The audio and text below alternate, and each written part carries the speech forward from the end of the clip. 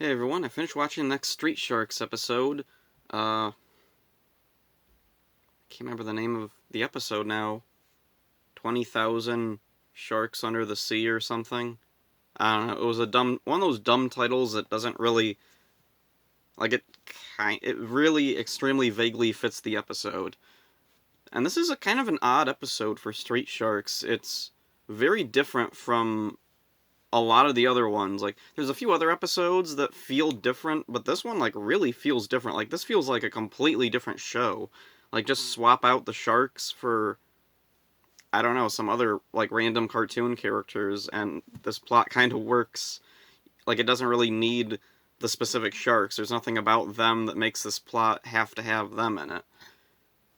Yeah, it's kind of weird. Anyway, starts off with there's this group of scientists underwater in a bathysphere, and they say that later that it's a bathysphere. Like I wrote in my notes, it's a submarine, but then I went back and changed it when they talked about it's a bathysphere, and I looked it up and I learned what a bathysphere is. Thanks, Street Sharks. Now I know what a bathysphere is. Anyway, they're shining these lights, looking at stuff underwater, and suddenly they're attacked by something. They escape, and then they're picked up by this Navy boat, and El Sordo happens to be performing on the boat. And, oh, that's kind of cool to see him back, and you see he's still performing. Let's see. So the Navy, they hear about the scientists, and they're going to go check out what's going on. They send a submarine down, and then the monster attacks a submarine and pulls it down into this cavern. So then the sharks are just hanging out, and they get a call from President Horn.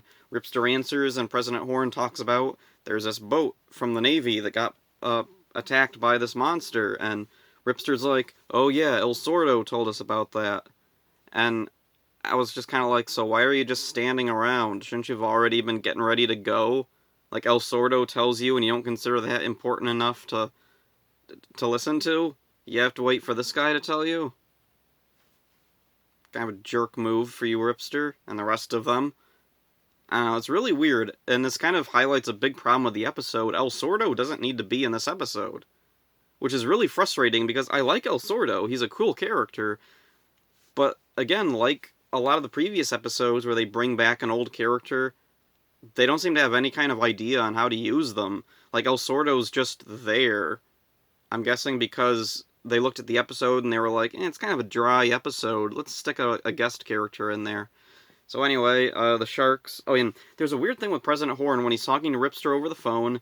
He talks about how that section where the monster is attacking ships, that it's in a busy shipping area, and it's also in a volatile area between like warring countries, and it could cause an international incident. Okay, Street Sharks. Like that's one of the weirdest things with Street Sharks and some other cartoons of the '90s, but like for Street Sharks, it's especially weird because it's Street Sharks. No one looks at Street Sharks of all things, except for me, and thinks, yeah, I'm gonna take this seriously. And it's so weird they present like these kind of real world issues in the show very casually, and but then it's also like it's stupid, goofy Street Sharks. Whatever. So anyway, looking through my notes here. The sharks, they go to find the monster, and they immediately encounter it. Okay, that wasn't hard. That's another weird thing with this episode is the pacing and the tension in it. It keeps building up like, oh, it's something like there's gonna be some tension building here, and then they just drop it, and they don't have any tension, and it just immediately happens, or whatever. So then, the monster is attacking a navy boat. The sharks are trying to fight it off. The thing starts a fire and then leaves. The sharks help evacuate the boat and put the fire out.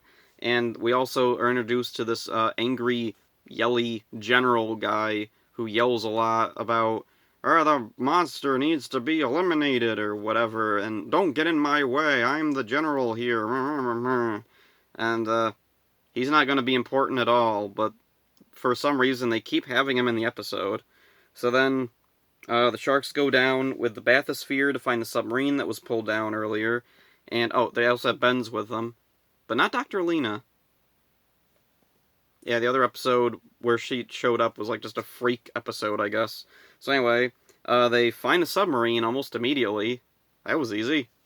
Like, again, it's really easy. They just immediately find what they're looking for. Like, I know it's a 22-minute cartoon. Like, this was supposed to be aired on Saturday mornings. They had a strict time limit. They probably didn't want it to be a two-parter. But, I don't know. It feels like they could have cut some stuff and changed this around to make it flow a little better. Because it really, I don't know, there's too many times where it feels like they go somewhere and then they immediately accomplish their goal. So, anyway... oh yeah, the sharks, they're distracting the monster while Benz, El Sordo, and Streaks rescue the submarine. And, Benz is pulling the submarine up, and then we get another, like, really oddly specific, like, scientifically accurate thing, where he's pulling the submarine up away from the monster, the sharks are distracting the monster, and, Benz says that he can't go any faster because he has to take his time, to depressurize the submarine. Huh. Okay. Like, that's definitely not something I hear often in, like, dumb cartoons like Street Sharks. Like, they toss in, like, really accurately, or scientifically accurate information, like, yeah, you can't just zip right up out of the water because the pressure would, like, hurt you in some way. You have to wait for it to depressurize so that your body in the air or whatever gets used to the higher you're going in the water or the atmosphere or whatever. I don't know the exact stuff about it, but yeah, interesting that Street Sharks of all things took that into account. So then anyway, let's see, looking through my notes here.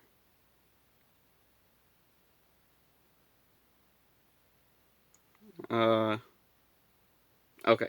so, okay. Once they're up on the surface, the sharks make a plan to defeat the monster. Each of them is going to attack one of the monster's individual heads. That's right, the monster has 4 heads. I forgot to bring that up. It doesn't really come into play. It's just a bizarre thing. This random monster has 4 heads. And apparently this is a natural monster. It's not a mutant or anything. It's also not from those mer people from a while ago that got forgotten about. So anyway, the sharks manage to subdue the monster, and they find out through El Sordo, who can communicate with it somehow. That's not really explained. And he doesn't really...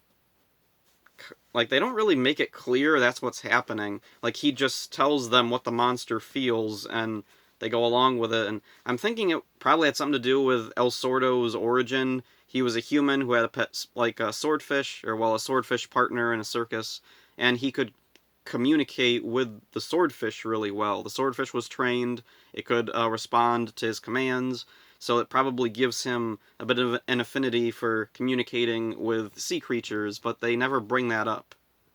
It would have been a nice little callback to his episode and given him more of a reason to be here, but the way it is, the sharks subdue the monster, and then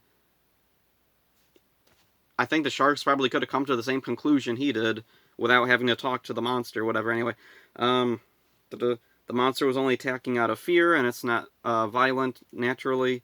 So then the sharks think, oh, maybe the monster is lonely. So they record like a noise it makes, and they broadcast it to different oceans, and they find a response in I don't know where it is, but yeah, somewhere way off where there's like icebergs and stuff. So then they lift up the monster in a net from their jet. Really feels like the monster should be heavier than they can carry with the jet. Whatever, it's Benz's magic jet. It can do anything, I guess. But then, that yelly general guy from earlier shows up, and he's like, I want that monster destroyed, eliminate it at all costs, even the sharks, I don't care if the sharks are in the way.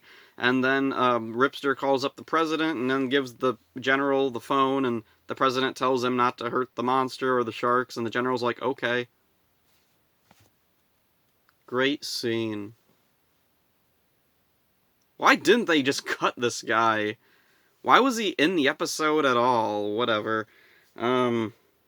So, yeah, then they can take the monster to wherever the other one is, they drop it in, they seem to get along with each other, and then, the sharks go home, the end. Alright, this was certainly an episode. The monster having 4 heads really made me think, oh, this is gonna tie in with those mermaid people that Jab met a while ago, right?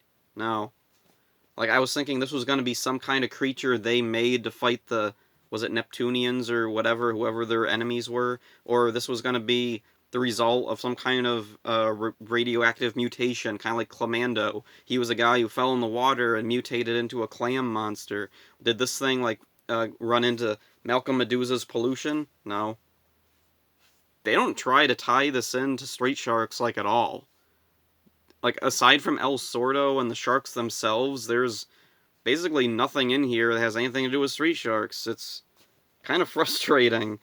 It's a okay episode, though. It's just kind of frustrating because this is one of the last episodes before the Dino-Venger crap begins. So anyway, El Sordo, he didn't need to be here. It's nice to see him. I like having him around, but it's just... whenever they bring back characters, it makes it really, really obvious they don't know what they're doing with them. They just need to keep them around to remind you that they're around, I guess. Oh yeah, and his sword skills don't come into play at all. Like, there is a part where he, like, throws a lasso around the monster, which maybe was, like, a callback to his performing a past, but I don't know. Like, did they ever show him, like, using a lasso in the original episode? Whatever. Yeah, the general guy is pointless. He could have been cut out totally. He's a non-issue.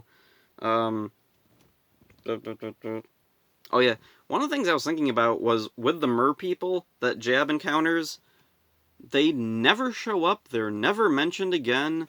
We never see any of the ramifications of what they were doing. I mean, yeah, it was like millions of years ago or whatever, but you'd think that they would still be around in some way, or there'd be remnants of their society, or at the very least, Jab would think, oh wow, Atlantis is real, I should probably tell someone about it.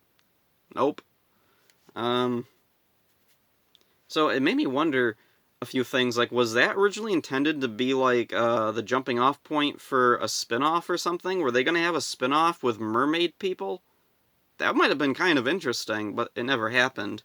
And the other thing I was thinking was, the reason they never show up again, was it possibly the crew thought that was just too weird? Oh, they were jumping the shark. I'm surprised they didn't ever name an episode Jumping the Shark. So anyway, it's an okay episode. The biggest problem is that I don't know what to say. Like, what do you think? Does it stand out for being kind of different from the typical episodes? It's more of, like, just a straightforward cartoon plot, or do you think it strays too far from the normal formula Street Sharks is usually gone with mutants and such things? So that's all for this one. Hope you enjoyed it. See ya.